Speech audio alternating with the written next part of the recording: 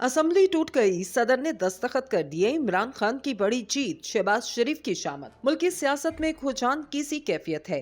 हर सियासी जमात को रियासत से ज्यादा अपनी सियासत और इक्तदार से गर्ज है। इसमें चाहे नून लीग हो, पीपल्स पार्टी हो, JUIF हो या फिर तहरीक इंसाफ, हर जमात इस रुझान में ये नहीं देख रही कि इसके इकदामात सिर्फ सियासत बचाने के हैं, रियासत बचाने के नहीं। और अगर सियासी क़यादत का यही रवैया रहा तो इसका नुकसान सियासत को हो या नहीं, रियासत को जरूर होगा। इस वक्त विफाक पंजाब और बलोचिस्तान में एक बहरानी सूरत हाल है। विफाक में हुकूमत बन चुकी है लेकिन कार्य सरकार ठप है। विफाक की हुकूमत को इमरान खान के बयानिए, जुलूसों और इस्लामाबाद लॉन्ग मार्च और फिर इमरान खान की 6 दिन की डेडलाइन ने मफलूज कर रखा है। विफाकी हुकूमत का अलमिया ये है कि जो इकदामात इसे उठाने हैं, इनकी सियासी कीमत अदा करने को नून लीग की विफाकी हुकूमत तैयार नहीं। नून लीग को ये गुमा है अगर मुआशी अदम इस्तेकाम को काबू करने के लिए जो फैसले करने हैं वो फैसले वो कर गुजरती है तो इंतखाबात में इसकी कीमत अदा करना होगी। नून लीग ये भी समझती है कि जिस उम्मीद के साथ इन्होंने इक्तदार संभाला था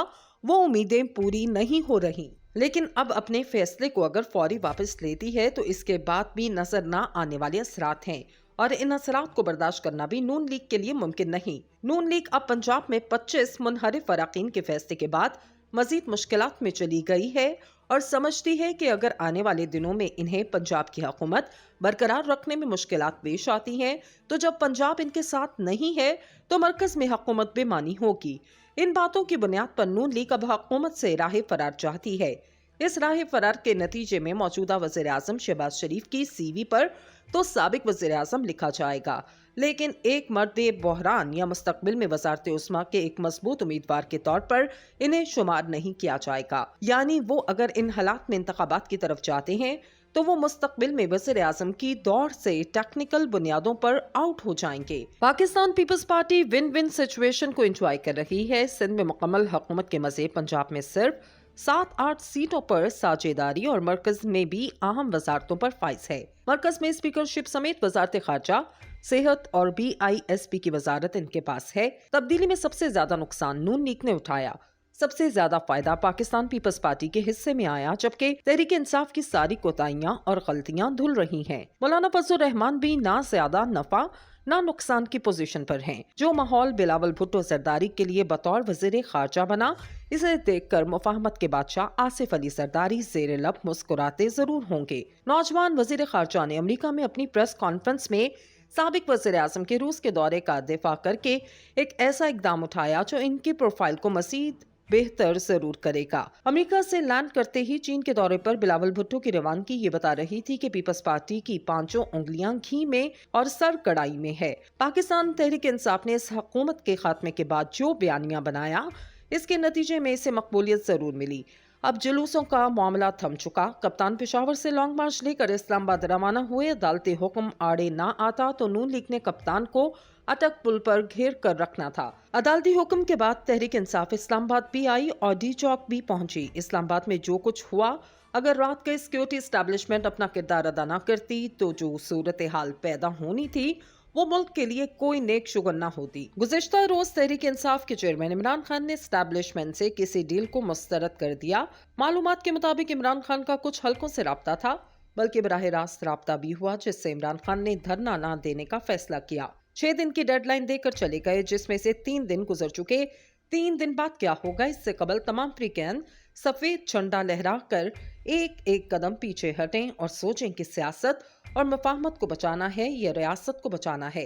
पहले इसका तयन करें और एक बार फिर सफाई आरा हो जाएं, क्योंकि जिस किस्म की हुजानी कैफियत मुल्क में इस वक्त है, इसके नतीजे में अगर फिल फॉर इंतखाबात होते हैं तो तमाम फ्रीकैन इसके नताज को तस्लीम कर लें। ये मुमकिन नहीं तो ऐसी सूरत हाल में इंतखाबात में जाना क्या एक दुरुस्त फैसला होगा, क्योंकि अगर इंतखाबात के बाद चाहे नून लीग हो या पीपल्स पार्टी या तहरीक इंसाफ हो या JUIF, अगर इन्होंने इसके नताज तस्लीम नहीं करने तो इन इंतखाबात का फायदा फिर रियासत को नहीं सियासत को होगा। राकुम की दानिश में इंतखाबी इस्लाहात समेत कुछ अहम चीजों पर इंतखाबात के बजाय एक ग्रैंड नेशनल डायलॉग या कम अज कम मिसाक मईशत इस वक्त मुल्क की जरूरत है। इसमें ग्रैंड नेशनल डायलॉग का आगाज करना इसलिए नागुज़ीर है कि इस वक्त सियासतदान हो या आईनी और दीगर इदारे एक दूसरे के सामने खड़े हैं और सहाफ़ी और अहले इल्म लोग भी इंतहाई दाएं और इंतहाई बाएं जानिब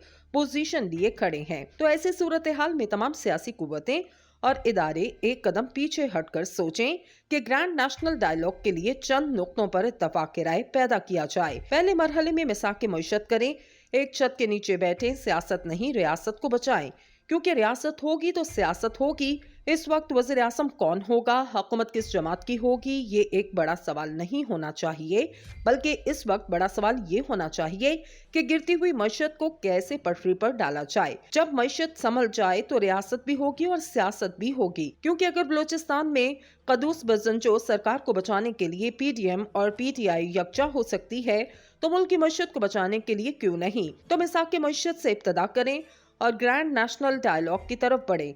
पहले मरहले में सियासी कुव्वतें आगे बढ़ें, चंद नकात पर इत्तफाक करें, फिर इस डायलॉग को इदारों की सतह पर आगे ले जाएं। पार्लियामान हो या अदलिया हो या सिक्योरिटी एस्टैब्लिशमेंट, सब बैठें, कुछ राहें मुतय्यन करें।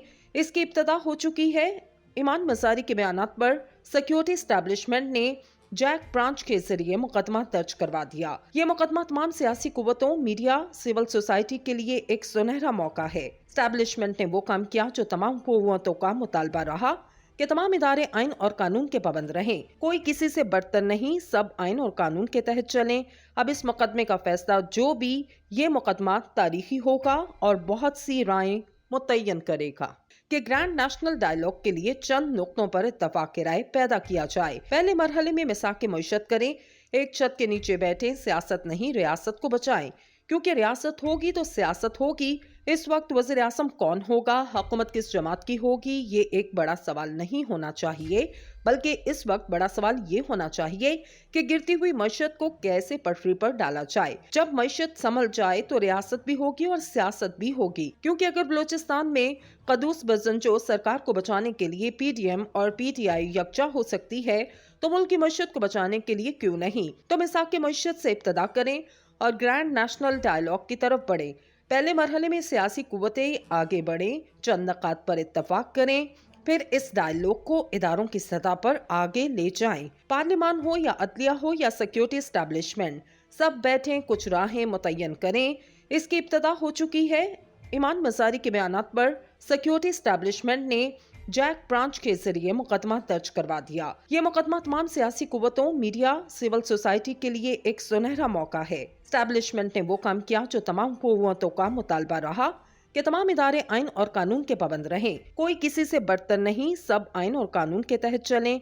अब इस मुकदमे का फैसला जो भी, ये मुकदमा तारीखी होगा और बहुत सी राय मुतय्यन करेगा।